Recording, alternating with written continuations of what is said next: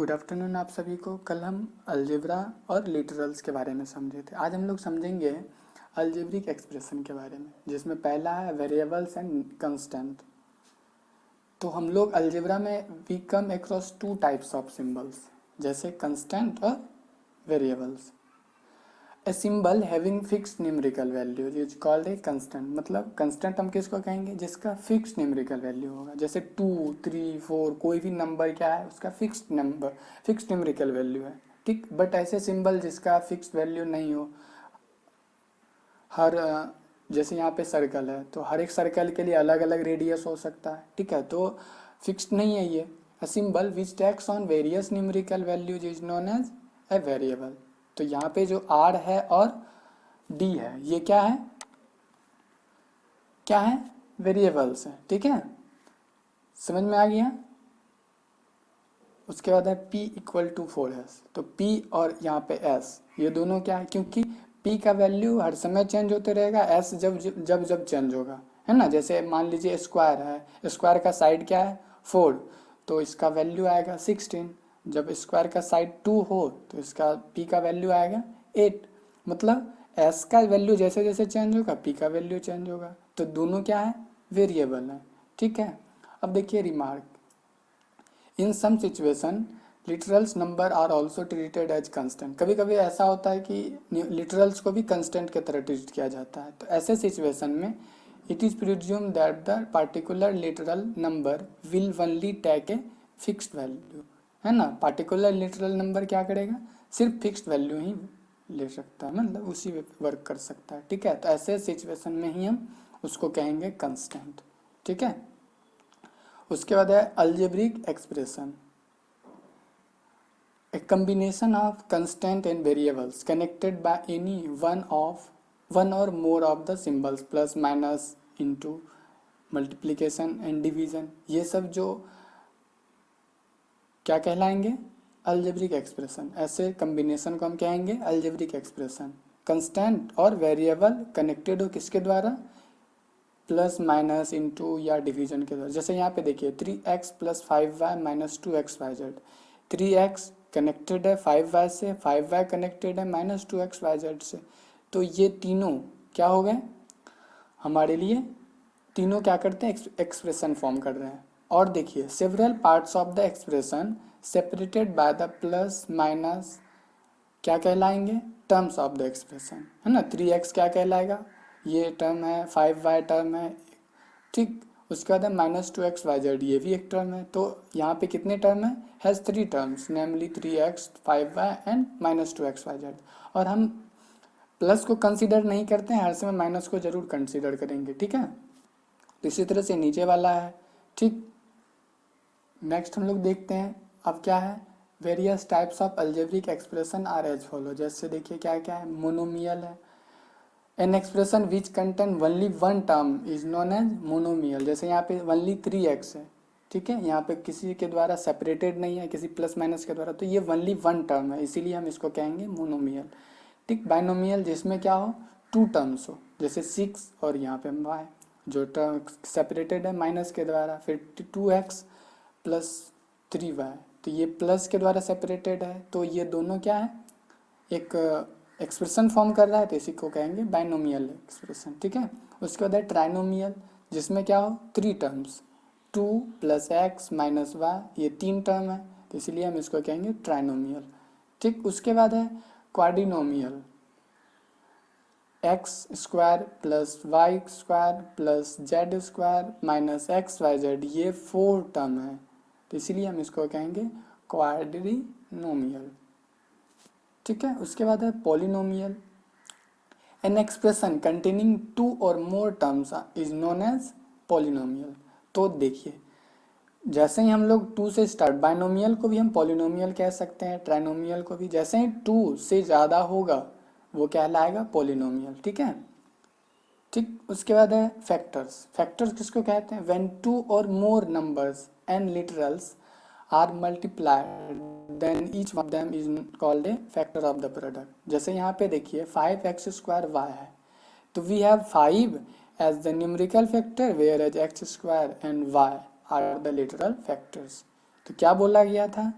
जब टू और more numbers या और लिटरल्स आर मल्टीप्लाइड, है ना, दो या दो से अधिक नंबर या लिटरल क्या हो, मल्टीप्लाइड हो, तो देन हम सबको या एक एक को हम कह सकते हैं कि वो फैक्टर है। ठीक है, जैसे यहाँ पे 5x² y, तो 5 एज ए न्यूमेरिकल फैक्टर हम बोलेंगे and x² and y are the literal factor. ठीक, इसी तरह से उसके बाद है a constant factor is called a numerical factor. ठीक, उसके बाद while a literal one is known as literal factor. ठीक है, उसके बाद है coefficient in a product of numbers and literals, जैसे यहाँ पे प्रोडक्ट है 5xy, any of the factor is called the coefficient of the product of other factors. मतलब यहाँ पे जितने भी क्या क्या है, 5 फैक्टर हो सकता है, न्यूमेरिकल फैक्टर x और y क्या है, लिटरल फैक्टर, तो सब में हम एक एक को कह सकते हैं कि ये कोफिशिएंट है। 5 जो है कोफिशिएंट है x और y का, x कोफिशिएंट है 5y का, इसी तरह से, है ना, the coefficient of y is 5x and the coefficient of x is 5y। ठीक है, इसी तरह से समझ में आ गया। उसके बाद है constant term, a term of the expression having none literals, literal factor is called a constant terms, है ना। जैसे यहाँ पे देखिए x है बट यहाँ पे x नहीं है ना, तो इसीलिए बोलेंगे ये क्या है, कंस्टेंट टर्म। ठीक, समझ में आ गया। उसके बाद है like term, the term having same literal factor are called like or similar terms, है ना। जैसे यहाँ पे देखिए 6x² plus 5xy² minus 8xy minus 7y(x²), तो देखिए यहाँ पे x² और x² यहाँ पे भी है, और मतलब यहाँ पे है और यहाँ पे है, क्योंकि देखिए x² है x² है, y है, तो सेम क्या है, लिटरल फैक्टर है, तो इसीलिए हम इसको बोलेंगे सिमिलर टर्म या लाइक टर्म्स। ठीक, उसके बाद अनलाइक टर्म्स क्या होते हैं, the term not having the same literal factor are called unlike or dissimilar. जैसे यहाँ पे देखिए, यहाँ पे है xy² बट यहाँ पे है xy, तो ये क्या है, डिसिमिलर है। ठीक है, और इसी को कहते हैं अनलाइक टर्म्स।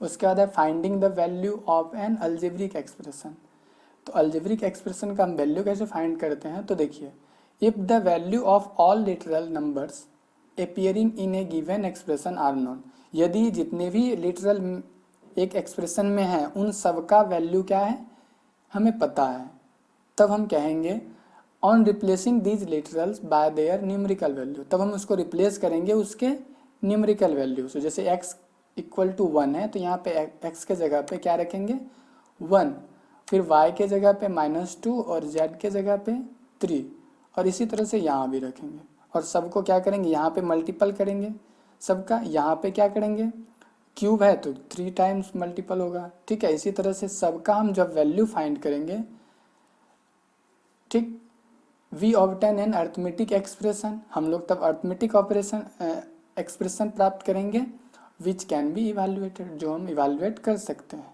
ठीक है, ये अभी क्या है, अलजेब्रिक फॉर्म में है। ठीक, अब जैसे ही इसमें नंबर हम पुट कर देंगे, इसका वैल्यू पुट कर देंगे, तो ये क्या हो जाएगा, अर्थमेटिक एक्सप्रेशन, और अर्थमेटिक एक्सप्रेशन हम लोग इवेल्युएट कर सकते हैं। ठीक है, देखिए यहाँ पे thus for the given numerical value of literal we obtain the corresponding value of the algebraic expression। उसके बाद the process of replacing literals bye there numerical value is called substitution, है ना, सब्सटीट्यूशन। यहाँ पे जो भी हम वैल्यू, जैसे ही न्यूमेरिकल वैल्यू रखेंगे तो ये क्या कहलाएगा, तब हम लोग सब्सटीट्यूट कर रहे हैं, x को सब्सटीट्यूट करेंगे। ठीक है, इसी तरह से। ठीक, तो अब नेक्स्ट है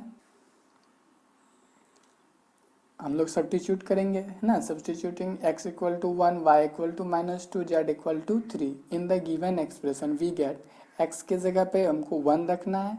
ठीक है, हम 1 रखें, फिर y के जगह पे -2 रखें, फिर इसी तरह से। ठीक है, सब जगह रखें। अब देखिए 1 का क्यूब, तो 1 × 1 × 1 1 होगा, -2 × -2 4, फिर -2 है तो क्या हो जाएगा, -8, तो यहाँ पे -8 हो गया। ठीक, उसी तरह से 3 क्यूब, 3 × 3 × 3 क्या हो जाएगा, 27, फिर इसमें हम क्या करेंगे, पहले माइनस वाले टर्म को मल्टीपल कर लेंगे, है ना, उसका प्रोडक्ट निकाल लेंगे, माइनस माइनस क्या होगा प्लस, तो प्लस हम पहले रख देंगे। ठीक है, हमें हर समय क्या करना है, पहले जब भी हम मल्टीपल या प्रोडक्ट निकालने का स्टार्ट करेंगे निकालने के लिए, तो हम क्या करेंगे, जो भी उसमें साइन है पहले हम साइन का मल्टीपल करेंगे, ठीक है, उसके बाद जो नंबर है उसका मल्टीपल करेंगे, तब फिर जो हमारे पास क्या हो लिटरल्स होते हैं उसको मल्टीपल करते हैं। मतलब ये 3 स्टेप होते हैं। ठीक है, इसी तरह से जब हम इसको ऐड करेंगे तो हम तो जानते हैं ऐड करने के लिए फिर 38 आएगा, तो इसी तरह से हम लोग दूसरा भी बनाएंगे। फिर यहाँ पे मोनोमियल, बाइनोमियल, ट्राइनोमियल ये सब फाइंड करना, तो ये सब तो आपको पता ही है। फिर यहाँ पे देखिए कॉफिशिएंट फाइंड करना एक्स का 9xy में, तो 9xy में x को छोड़कर जो भी होगा वो क्या हो जाएगा, कॉफिशिएंट हो जाएगा। तो यहाँ पे x का कॉफिशिएंट क्या है 9y। ठीक, इसी तरह से। ठीक, कोई प्रॉब्लम हो आप लोग पूछेंगे। धन्यवाद, आज के लिए इतना ही।